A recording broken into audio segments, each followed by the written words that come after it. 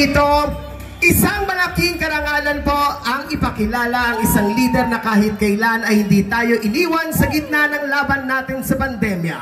Ang batang galing sa hirap, nagsumikap. Ang batang Maynila, Yorme Isko Moreno Domagoso.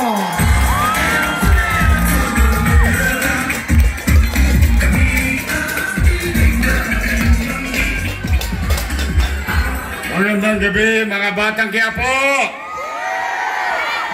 Nako, balita ko, kanina pa kayong alas 6 ng gabi.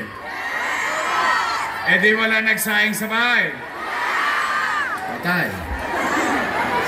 Maraming titilapong kaldero. Kung wala nagsaing sa bahay, wala pa rin kumakain. Sigurado kayo? O ngayon, dapat ako magsasalita. Pero ngayong gabi, very special ang gabing ito sa Quiapo. Dahil mas gugustuhin ko na mapakinggan ninyo ang mensahe sa inyo mismo ni dating Pangulong Rodrigo Roa Duterte.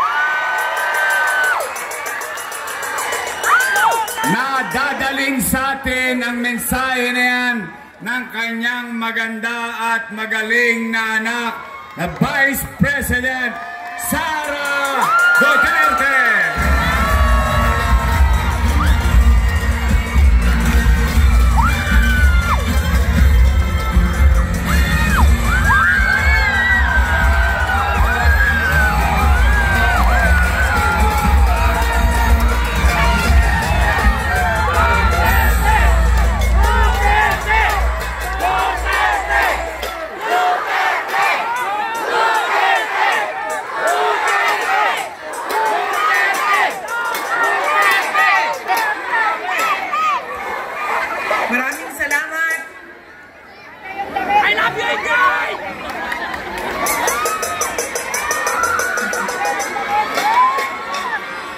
Assalamualaikum warahmatullahi wabarakatuh.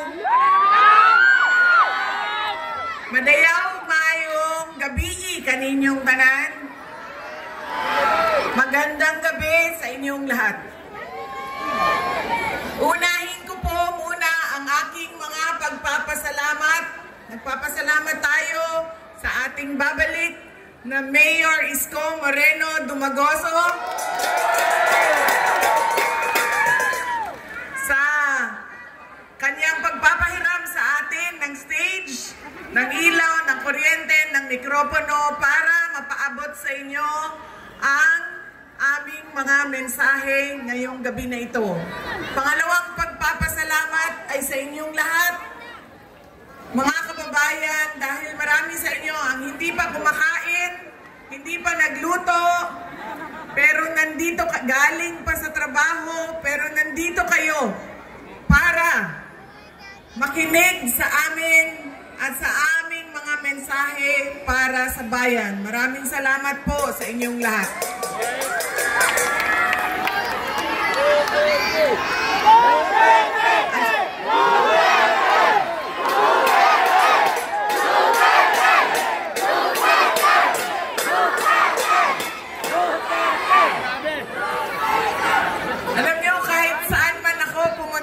Galing kaming Samar, tumawid kaming Leyte, tumawid kaming Cebu, tumawid kaming Negros, pumunta ako nung isang kagabi dito sa syudad ng Maynila, kaninang umaga sa Quezon City. Ngayon bumalik na naman ako sa syudad ng Maynila. Ang sigaw ng mga tao ay Duterte.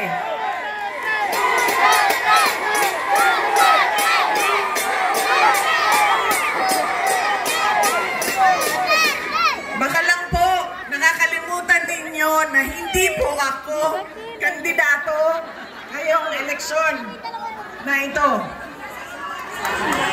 Pero nandito ako para maglabas ng nararamdaman ng karamihan ng taong bayan sa ating pamahalaan ngayon.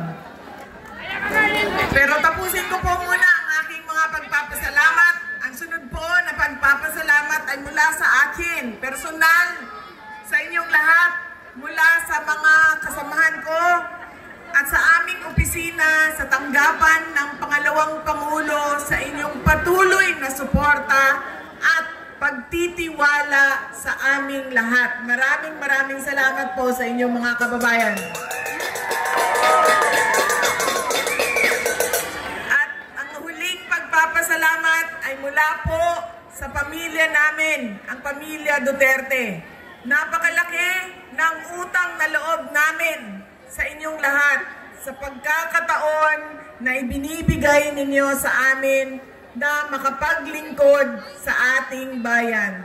Dako, kaayo, ang amuang utang nga kabubuton kaninyong tanan sa oportunidad na ginahatag ninyo kanamo nga mga makaserbisyo sa ato ang nasod. Daghan kaayong salamat. Daghan salamat.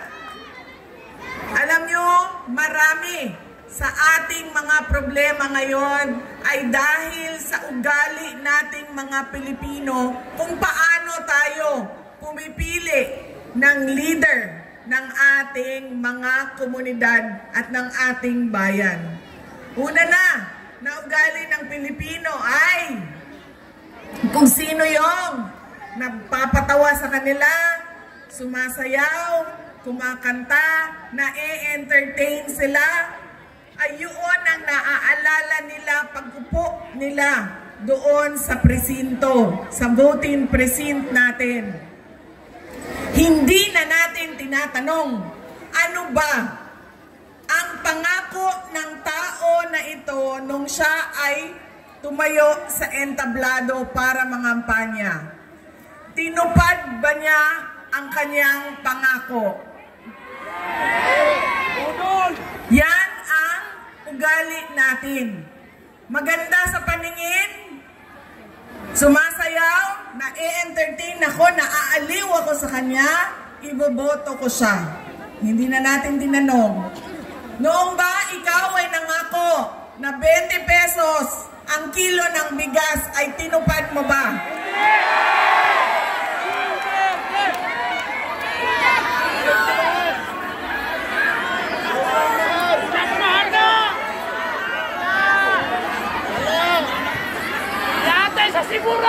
Pangako noong taon 2022 na kampanya, 3 taon kinalimutan at ngayon may darating na naman na halalan. Meron na naman tayong kuno 20 pesos na bigas doon sa Visayas. Na para bang nakalimutan na ang Luzon at Mindanao dahil hinahabol ang boto ng Visayas. Yan ang ugali natin. Hindi na natin tinatanong, nung tumayo ka ba, binigay mo ba yung pangako mo? Pangalawang ugali ng mga Pilipino sa pagpili ng kanilang mga leader. Galing sa pamilyang mga politiko, galing sa sikat na apelido, na endorso ng sikat at mahal natin na tao ay automatic ang boto natin. Hindi dahil Duterte yan, ay automatic ang boto ninyo. Dapat tinitingnan din ninyo, ano ba ang kapasidad at abilidad ng tao na ito. Duterte ka, pero ano ang kaya mong gawin para sa bayan? Kailangan ko banggitin na ang congressman ninyo dito sa distrito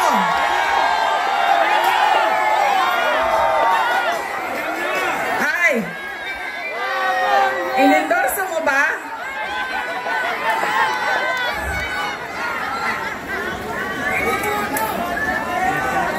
Yan an example, ang sample ng automatic yung boto natin, sikat, endorse ng sikat, galing sa pamilya ng mga politiko Duterte yan, boto natin yan.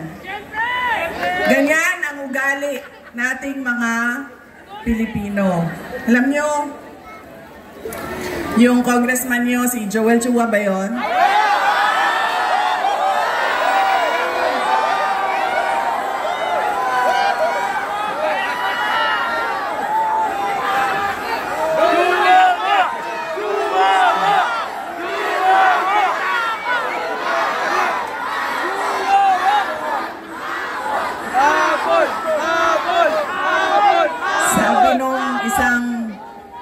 kaibigan ko na tiga Cebu, na kaibigan din niya.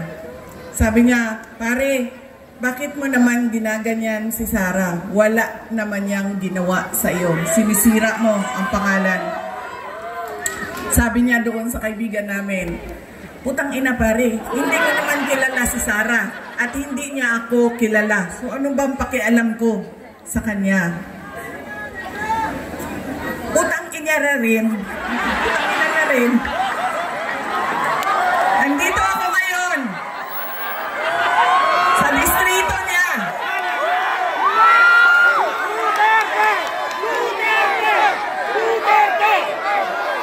Duterte!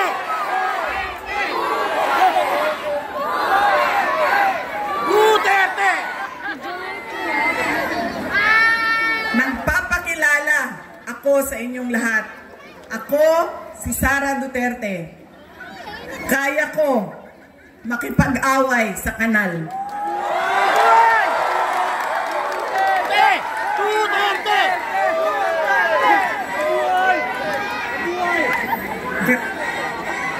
Kami, kung saan kami galing, doon sa Mindanao. Sanay kami sa wala. Kaya, walang mawawala sa akin kung dalhin ko ang away na ito dito sa kanal ng distrito ninyo. Duterte! Duterte!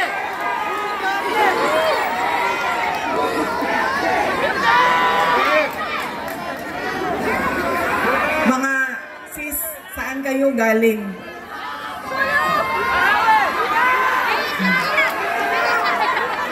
Kinsay mga tausog diri? Mga Maranao.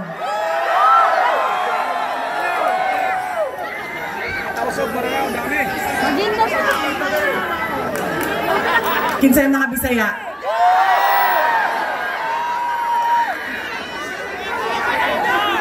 Ayaw mong kalimot ha, pag-abot sa adlaw sa pinili ay butangin na ninyo og 0 si Chua.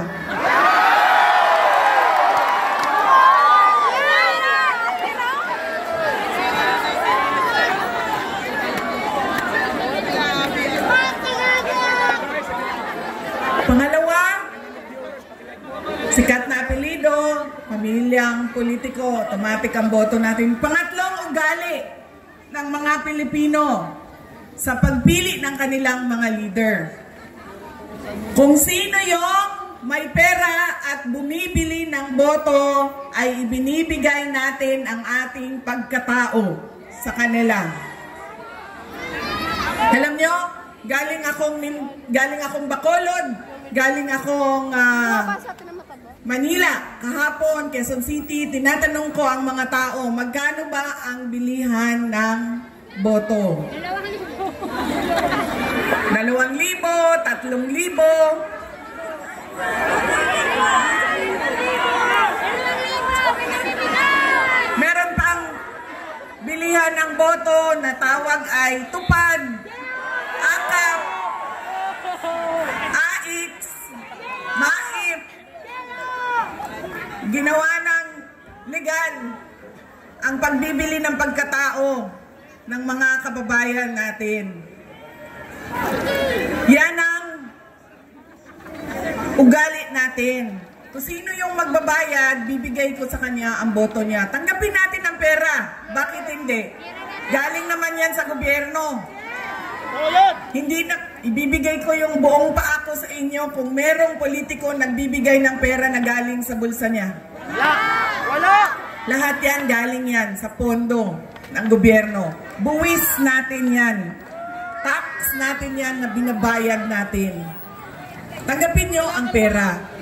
Pero, pag-isipan nyo, karapat dapat ba itong tao na ito na maging leader ng aming komunidad? Dahil,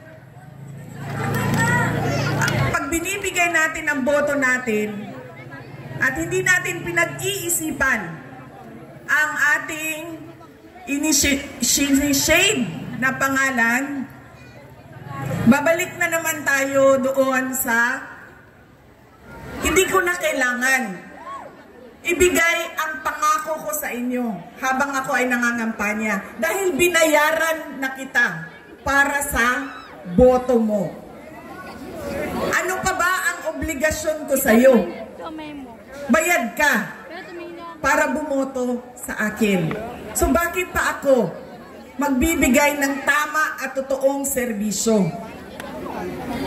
Kami doon sa syudad ng Davao, hindi kami naglalagay kailanman ng budget na pambili ng boto. Alam mo anong nangyayari sa Davao? Yes, ma'am. Ang mga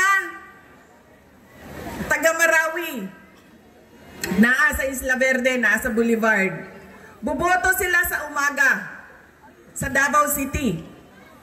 Dahil boboto sila para sa mga Duterte. Tapos, babiyahe sila papuntang Marawi, Maguindanao, Cotabato City dahil boboto sila para sa bayaran doon. Diba? Truck-truck kayo na bumabiyahe panahon ng halalan para kumuha ng pera sa mga kapitbahay. Mga flying voters, ilang beses ko na yan sinabi sa COMELEC. Kailangan automated ang listahan ng mga tao. Dahil kung hindi ninyo ginawa yan, at hindi niyo biometrics yan, ganyan lagi ang kultura ng ating halalan. Boboto dito, lilipad sa Bulacan, boboto doon, tatanggap. Ganyan sa amin. Hindi kami nagbibigay. Boboto sila, sa umaga, babiyahe sila, tapos boboto sila doon sa kapitbahay namin. Doon kasi may bigayan ng pera. Yan ang nangyayari sa atin. Sabi ko nga, walang problema.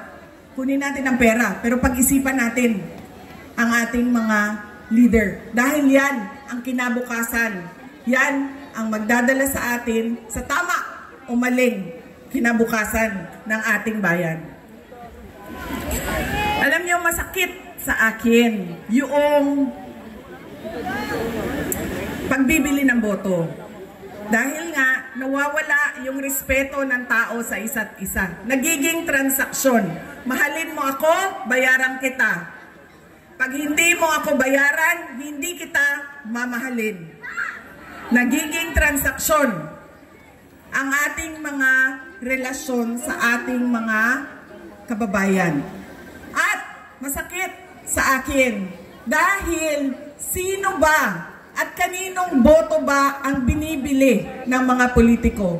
Sa mga mayayaman ba? Sa mga mataas ba ang trabaho at natapos? Mga doktor, binibili ba ng 2,000 ang kanilang boto?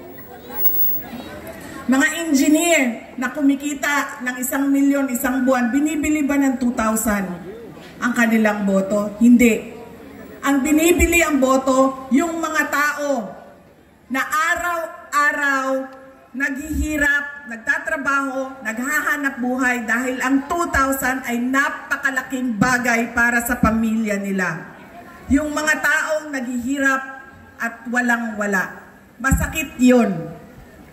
Dahil pinagsasamantalahan yung kahirapan ng mga tao. Dahil ba walang-wala ako, bibilhin mo na ang aking dignidad at prinsipyo. Yan ang ugali natin, mga Pilipino. Kung sino yung naaalala, bahala na. Hindi ko na tatanungin kung ibibigay mo ba pangako mo. Kung sino yung sikat. Kung sino yung malaking pamilyang politiko. At ibinibigay natin yung pagkatao natin sa taong magbabayad. Sa tamang presyo. Kaya kailangan, madami ang nagtatanong, ano bang magagawa namin? Ano bang matutulong namin, Inday Sara? Wala na kayong matulong sa akin. Tumulong na kayo. Ginawa nyo na akong pangalawang pangulo ng ating bayan. Oh, sa susunod yun, sir. Duterte! Pero sandali lang, sir. Nandito muna tayo. Huwag niyong kalimutan, hindi ako kandidato. Botante ako ngayong eleksyon na ito. Nagpapaalala ako sa inyo kung ano yung dapat gawin natin. Baguhin natin ang ugali natin sa pagboto ng mga kandidato. Ilang araw na ako umiikot sa iba't ibang lugar sa Visayas. Baka dahil naging 20 pesos yung bigas doon dahil umikot ako doon nung galing ako sa Marlete. Ngayon lang ako napaisip pa. Galing, oo nga eh. Bukas 20 na yung bigas ninyo dito kasi dumaan sa Inday. Salamat kayo sa akin! Ngayon lang ako napaisip na. Galing ako sa Marlete, Cebu, Negros. Bacolod, Negros Occidental. Lahat ng madaanan ko, Manila, Quezon City, nagtatanong, kamusta na ba si dating Pangulong Rodrigo Duterte? Ang dami ng mga hindi ko kilala, nagsasabi, ikamusta mo kami kay President Duterte? Kahit hindi kami magkakilala mga kababayan natin kung saan-saan. Okay lang po si Pangulong Duterte. Wala naman po siyang problema sa sakit. Ang kanya lang ay hindi siya marunong sa gawaing pambahay.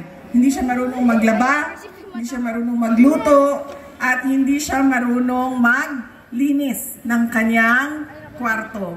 At isa pa doon, siya ay may edad na, 80 years old, si Pangulong Duterte.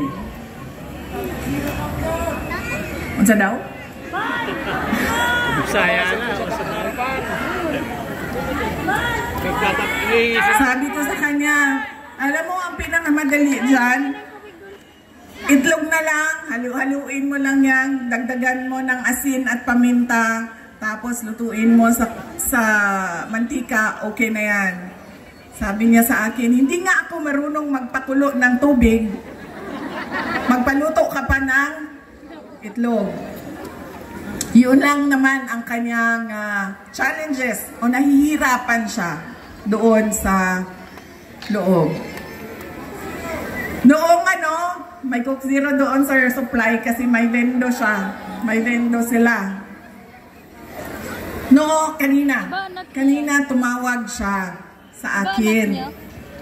Ganun pa rin. Kinakamusta ko siya. Kamusta ba? May nararamdaman ka ba? Masakit ang ulo mo, masakit ang tuhod mo. Sabi niya, hindi. Masakit lang ang aking puso. Sabi ko, sabihin mo sa doktor. Sabi niya, bakit masakit ang puso mo? Sabi niya, ay, nawala na kasi ang mga girlfriend ko.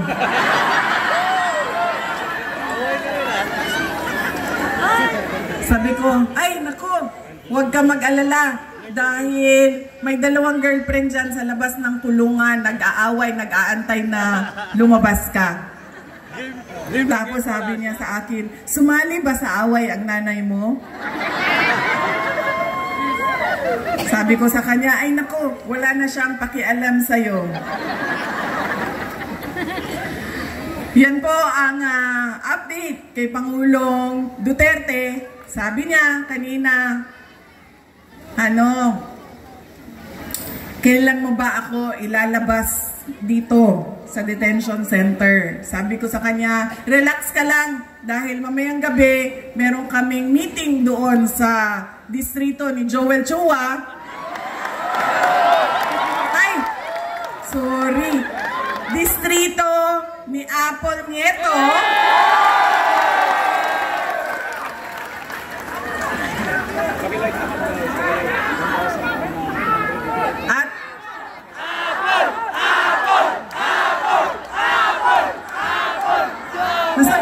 Ko. Ito yung apple ko. Hindi man ito pulang-pula na apple. Uy, nanluspan man niya ito ang apple. Yung apple ko. Bakit namumutla itong apple na ito?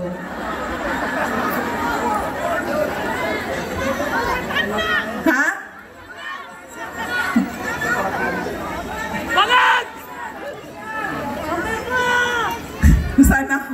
naman to. Sabi ko sa kanya, huwag kang mag-alala, mamaya nandun kami sa distrito ni Apple, Chua. Ay, ni Apple, Nieto. Apple Nieto. Nagugulo ka. Apple Nieto. Pag-uusapan namin kung paano ka namin kidnapin dyan sa Hague at ibalik sa Pilipinas. Sabi niya, wag mo akong kalimutan dito dahil mabubulok ako dito. Sabi ko sa kanya, wag ka mag-alala. Marami ang nagdadasal sa Pilipinas at sa buong mundo para maibalik ka sa ating mahal na inang bayan.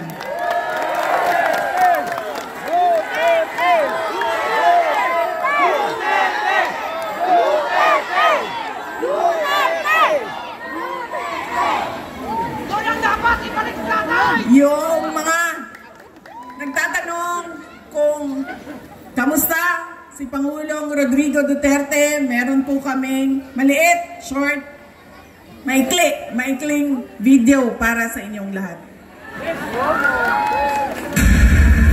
Rate of poverty in the Philippines is at its highest in 21 years. Teacher says she often complains about being hungry. Pagbabarili ng isang babae dahil umano sa konsehan sa droga. Pinagtataga hanggang sa mamatay ang natutulog na maglola. Bugbugin ng dalawang just remember, no? At bakit yung mga tao gumagamit ng drugs? Remember, hindi sila addict. Na pag-alagala, mga batang nagra-rugby, nagkalat sa gitna ng daan. Mga taong pinagbabaril habang bumibili ng pagkain sa karinderya. Sa social media ang video ito ng pamamaliit sa mga Instead of going to school, they spend their days scavenging to earn money. Permanenteng trabaho ang suspect at gumagamit pa umano ng droga. good luck sa atin lahat. Sa halip na tutukan ang kumakalam na sikmura ng mga Pilipino, krimen, droga at korupsyon, mas inuna ang sariling interes at kasakiman sa kapangyarihan. Itinapon palabas ng bansa ang nag-iisang Pangulo na siyang tunay na nagmahal sa bayan. Mula nung si Tatay Digong ang naging Pangulo, tumahimik yung mga MPs. Nagkaroon ako ng peace of mind na yung anak ko, kumbaga imbis na delikado sa daan, sobrang happy ako. Dahil nung umupo si PRRD, kahit sabihin natin maraming tumutugis, maraming tumutrigsa sa kanyang war on drugs. Pero majority po sa atin ng mga Pilipino, pwera na lang doon sa mga drug lords, mga drug user, mga ano yun ang ayaw eh. Pero kami, lalo kami mga OFW, naramdaman namin ang safety sa aming pamilya. It's a time to be powerful and a time to be just a nobody.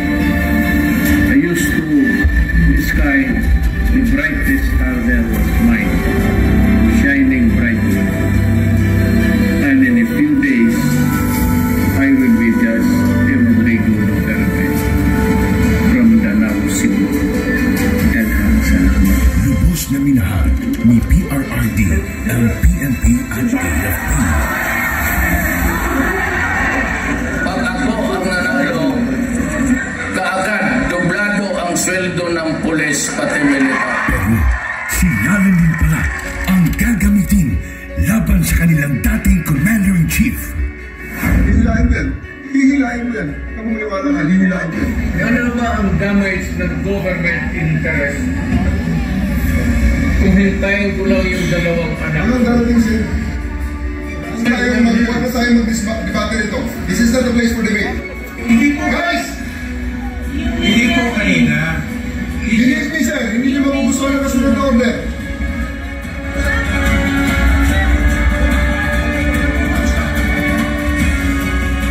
Napilitan sa serbisyo ang iba dahil sa order na isang bangag na namumuno sa kanila. Former Philippine leader Rodrigo Duterte has been taken into custody by the International Criminal At Court. yun ang simula ng pagliyab ng damdamin ng mga Pilipinong nagmamahal kay Tatay Digong.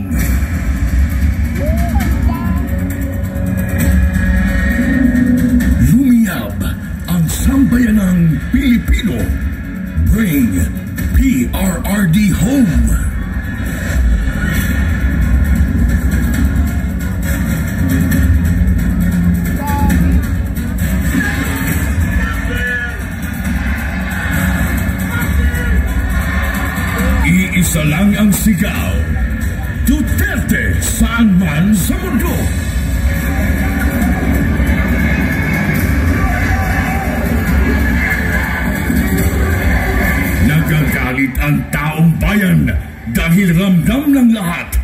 walang nagawa ang administrasyong ito. Bayan ng asikasuhin, hindi sariling mithiin. Nais nating katawanin ang nagkakaisang damdamin ng milyon-milyong Pilipino at isatinig ang kanilang pinag-isang mithiin para sa isang mapayapa at nagkakaisang Pilipinas.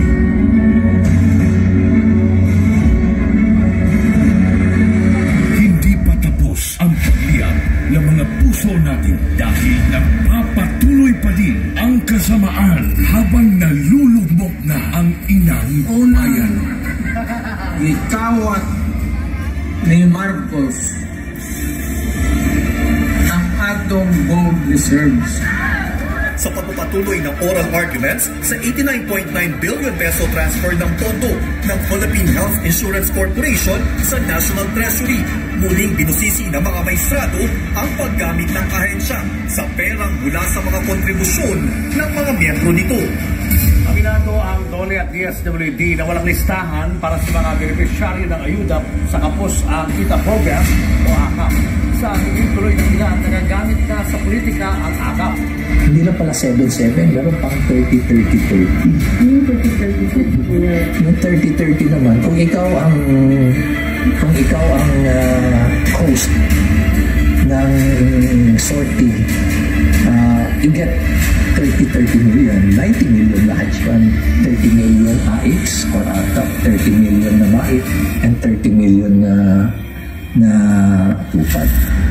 Sa kanyang 15 taong karanasan bilang kongresista, ngayon daw nakakita si Davao City Representative Isidro Ungab ng ganitong sistema sa Bicameral Conference Committee. Ang pinutukoy niya ay ang mga blankong line items sa Bican Report ng 2025 National Budget na anyay labag sa batas. Partikular dito ay ang missing budget amount sa Department of Agriculture at ang program funds na anyay bilyon